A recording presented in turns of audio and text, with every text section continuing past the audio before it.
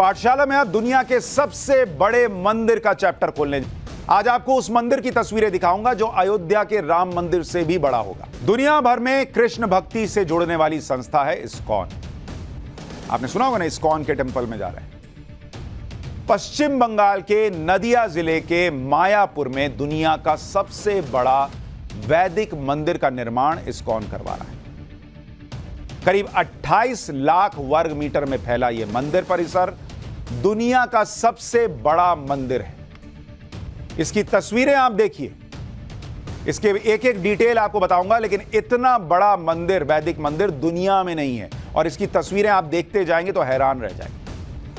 अब तक सबसे बड़े मंदिर के रूप में कंबोडिया के अंकोर वाट को जाना जाता है, जो करीब 16 लाख वर्ग मीटर में फैला हुआ है। यह मंदिर जिसको आपको दिखा रहा हूं, यह बंगाल में अगले साल 2024 में बनकर तैयार हो जाएगा। इसका निर्माण साल 2009 में, यानी यह अंकोर वाट का दिखा रहा हूं, जो अभी तक सबसे बड़ा था। अब उससे भी बड़ा वैदिक मंदिर जो है वो भारत में, बंगाल में बन रहा है। और इस मंदिर की आप भव्यता सोचिए कि 2009 से पिछले 14 साल से इसका निर्माण चल रहा है। वैदिक मंदिर की विशालता का अंदाजा आप इस बात से भी लगा सकते हैं कि इसकी नींव करीब 100 फीट गहरी है, यानी जमीन में 10 मंजिला इमारत के बराबर नीचे इसकी नींव गई हुई है। मंदिर का निर्माण पूरा होने के बाद एक साथ 10,000 लोग भगवान कृष्ण के दर्शन कर सके, जबकि मंदिर परिसर में करीब 1 लाख लोग आराम से घूम सकते हैं। इतना बड़ा मंदिर बन रहा है। इस मंदिर की लागत करीब 1,000 करोड़ रुपए आएगी। और सबसे बड़ी बात यह कि मंदिर भारत की आध्यात्मिक, सांस्कृतिक और ब्रह्मांड के वैदिक मॉडल का सबसे बड़ा केंद्र होगा। इसके बारे में आपको आगे बताऊंगा, लेकिन उससे पहले इस मंदिर की भव्यता और विशालता के बारे में आपको बता देता हूं। इसके लिए इस मंदिर की तुलना दुनिया के दूसरे पवित्र स्थान और ऐतिहासिक इमारतों से एक बार करके आपको बताता हूं, जिससे आपको पता चलेगा कि कितना बड़ा यह मंदिर है। धर्म से जुड़ी विशाल इमारतों की लिस्ट में एक नाम आता है हागिया सोफिया मस्जिद का, जिसे आया सोफिया मस्जिद भी कहते हैं। यह मस्जिद तुर्की के इस्तांबुल शहर में है और इसकी कुल ऊंचाई 55 मीटर और चौड़ाई 5,997 वर्ग मीटर है। दूसरी इमारत है अपने देश में आगरा में जो ताजमहल है। इसकी ऊंचाई 73 मीटर है, चौड़ाई 32,892 वर्ग मीटर। तीसरे नंबर पर लंदन की सेंट पॉल कैथेड्रल चर्च है। इसकी ऊंचाई 111 मीटर है और चौड़ाई 11,838 वर्ग मीटर है। और अब आपको वो वैदिक मंदिर दिखा रहा हूं जो बंगाल में बन रहा है। इसकी कुल ऊंचाई 113 मीटर और चौड़ाई 65,032 वर्ग मीटर में फैला है। अगले साल से इस मंदिर की पहचान दुनिया के सबसे बड़े मंदिर के तौर पर होगी, जहां दुनिया भर के किसी भी जाति, धर्म और संप्रदाय के लोग आ सकेंगे। और भारत की पौराणिक काल से चली आ रही ब्रह्मांड के वैदिक मॉडल को आप यहां पर समझ पाएंगे। इस मंदिर का सबसे बड़ा आकर्षण का केंद्र इसके 3 शिखर हैं।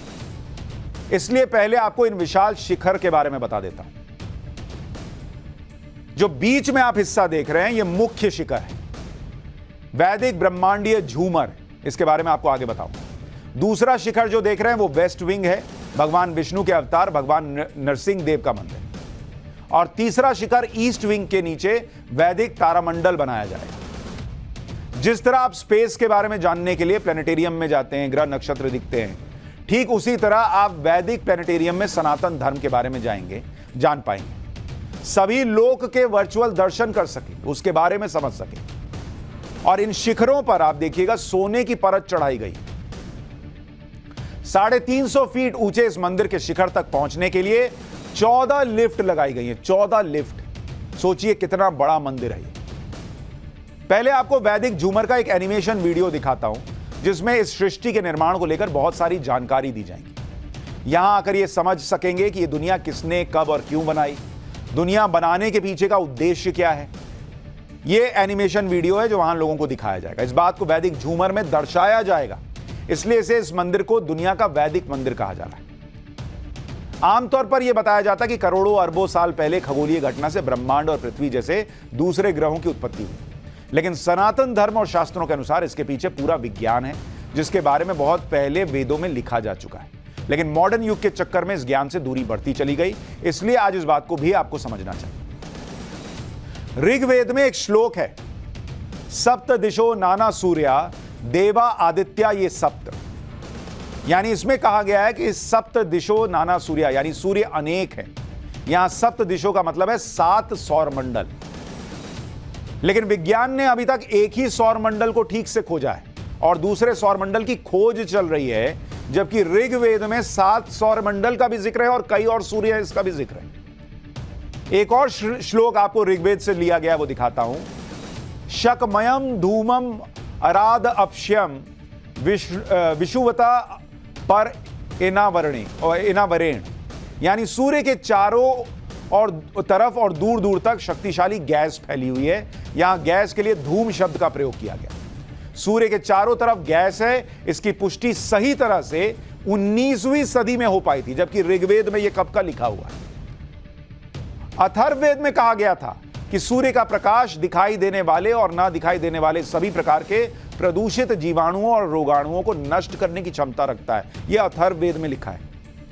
ये सारी बातें आज से 3200 साल पहले ही कह दी गई थी और इस पर दुनिया भर के वैज्ञानिक रिसर्च कर रहे हैं। यानी जो बातें हम आज विज्ञान से समझ रहे हैं, उनके प्रमाण हजारों साल पहले हमारे ऋषि मुनि और विद्वान दे चुके, लिख के चले गए। और यही वजह है कि इस मंदिर के भक्तों में एक बड़ी संख्या विदेशी लोगों की होगी, जो इन बातों पर पूरी तरह यकीन करते हैं कि हमारी सनातन परंपरा और शास्त्रों में जानकारी का भंडार छिपा हुआ है। आज आपको इस मंदिर के चेयरमैन से भी मिलाना चाहता हूं, जिन्होंने इस मंदिर को 250 करोड़ रुपए दान दिए। इनका नाम है अम्बरीश दास। यह नाम इन्होंने इस्कॉन से जुड़ने के बाद रखा। इनका पुराना नाम क्या पता है? Alfred Ford. हमारे यहां मंदिर की बात करने वाले को बड़े हीन भाव से देखते हैं, अच्छा ये तो एक्सट्रीम हिंदुइज्म की बात कर रहा है। वहां अल्फ्रेड फोर्ड जो है वो 250 करोड़ भी दे रहे हैं और इन्होंने अपना नाम भी अम्बरीश दास कर लिया। ये अमेरिका की मशहूर कार कंपनी फोर्ड के मालिक है भाई, वही फोर्ड कंपनी जिसकी कार आप चलाते हैं। अमेरिका के प्रसिद्ध उद्योगपति हेनरी फोर्ड के पोते हैं। 1975 में अल्फ्रेड इस्कॉन से जुड़े और इस्कॉन के संस्थापक प्रभुपद के साथ भारत आ गए। भारत आने के बाद इन्होंने हिंदू धर्म अपनाया और फिर अल्फ्रेड से अम्बरीश बन गए। अल्फ्रेड तमाम ऐशो आराम को छोड़कर कृष्ण भक्ति के साथ भारत की सनातन परंपरा के बारे में सीख रहे हैं, प्रचार कर रहे हैं। इस मंदिर के निर्माण में अम्बरीश दास की बहुत बड़ी भूमिका है। लेकिन हमारे यहां कोई अगर हिंदू धर्म की बात करे, आजकल तो जो हिंदुत्व है उसको तो टेररिज्म से भी जोड़ने का प्रचलन चल रहा है। लेकिन यहां बड़े बड़े विदेशी आकर हिंदू धर्म को अपना रहे हैं और इतना बड़ा बड़ा मंदिर बन रहा है। नजर नजर का फर्क है।